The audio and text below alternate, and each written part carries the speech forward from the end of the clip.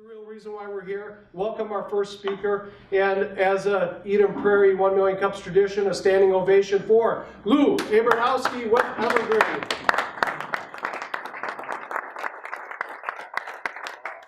Well, I hope I can live up to that, I suppose. My name's Lou. A bunch of you actually already know me, I think affectionately as Hot Lou. Story maybe we can get into later. But I am a very youthful looking 139 years old as of a couple months ago. Well, maybe not exactly, but some of you already know this, but in 2010 I started doing an experiment where I changed my birthday to the current day on Facebook every single day until I got no more happy birthday messages. Because I'm sure you guys are very familiar. Every time you have your birthday on Facebook, you start hearing from people you haven't heard from like since college or high school or whatever. And I just wanted to see how long it was going to take until I stopped getting sincere happy birthday messages. And as it turned out, it took 100 days for that to happen. I was expecting to do this for about a week, and during the experiment, I think I lost a couple friends just on Facebook, not in real life, as far as I know. But a couple interesting things happened as I was doing this experiment. One, I started getting happy birthday messages from the same people sincerely again, who had either forgotten or maybe they were in on the joke or something along those lines, where they started wishing me happy birthday multiple times during this experiment. And it was 2010, I was running a startup in town called 8th Bridge that was building social commerce for the first time ever on Facebook. And I was trying to draw some conclusions that I might bring over to some of our customers. And the biggest thing that I took away from this was that when you've got a good piece of content, especially one that doesn't have like an expiration, and I realized that birthdays do have an expiration, specifically the day of your birthday, but if people don't know whether it's your birthday or not, it's kind of evergreen content. It's going to be interesting and valuable almost no matter when somebody consumes it. And that's why you see things like memes and viral videos. They can not only go on for a really, really long time, but they kind of recirculate occasionally. And at the time, the kind of conventional wisdom on Facebook, which still persists today, by the way, was that all content had to be kind of single serving and had to be new and exciting and relevant to the current time. So I started doing other experiments on Facebook, specifically running a couple pages where all I did was fill up a content library of evergreen content, and I just recycled that content over and over and over. And it turned out I was able to build really large audiences just relying mostly on this evergreen content. Specifically, I helped my girlfriend at the time, who was a children's entertainer named Twig the Fairy. Anybody who's been out at the Renaissance Festival is probably familiar with her, because we built up her audience to over 250,000 likes on Facebook using primarily this strategy. And as it so happened, 8th Bridge's office was right next to Jack Link's Beef Jerky's, a brand new marketing office in the Twin Cities. And in the hallway, I was talking to the one employee that they had running all of digital marketing for this billion-dollar brand. And they had 6,000 likes on Facebook, and my fairy girlfriend had like 100,000 at the time.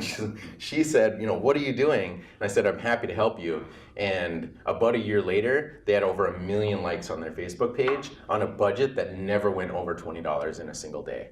And that was really just using this strategy. Well, I started applying this strategy to a bunch of different communities on Facebook, and like a year and a half into this, I was running about 30 or 40 Facebook pages where all it was this evergreen content, and some of it was ultimate Frisbee enthusiasts, some of it was like cool destinations, cute baby animal pictures. And as you might imagine, my entire life was just pointing and clicking and scheduling content.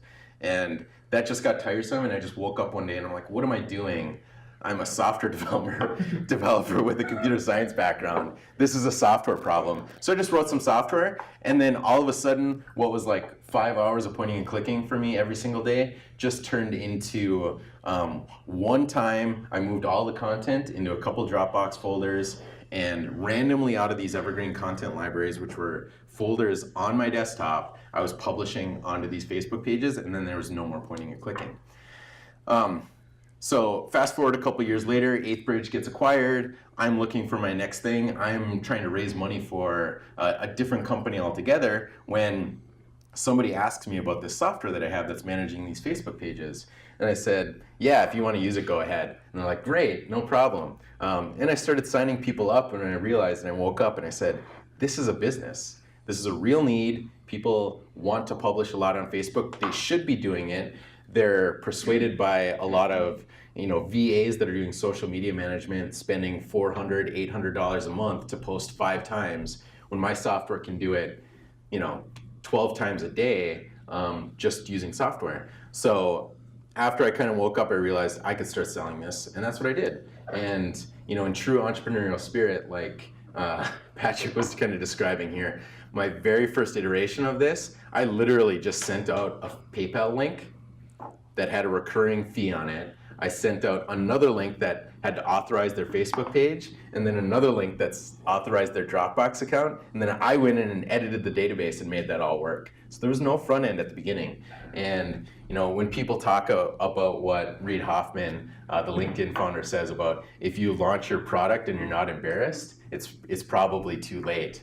I spent a year and probably 3 or 4 months, and I think Ryan, I showed you the first iteration, there was no front end, yeah. I think the very first time. So it was about a year and change where I made enough money where I could invest and build a front end. So today I've got a name for the product, I've got a fully self-service, now you can go and sign up, you don't have to wait for me to email you a PayPal link or a Dropbox link, all self-service. The site is at evergreen.to, and I've had about 14 straight months now of growth where I've been adding customers every single month. And really, I'm not doing any advertising or marketing at this point. I'm still trying to gather and solicit feedback, bootstrap this thing for when I'm really ready to blow it up and start doing some digital marketing, and I feel like I'm ready. But got a handful of customers. I think we had a day where I published 30,000 posts across all of my customers. Pretty recently, and that's where EverGreen's at today. Awesome. So yeah, thanks guys. Appreciate it. Yeah, and I'll be here.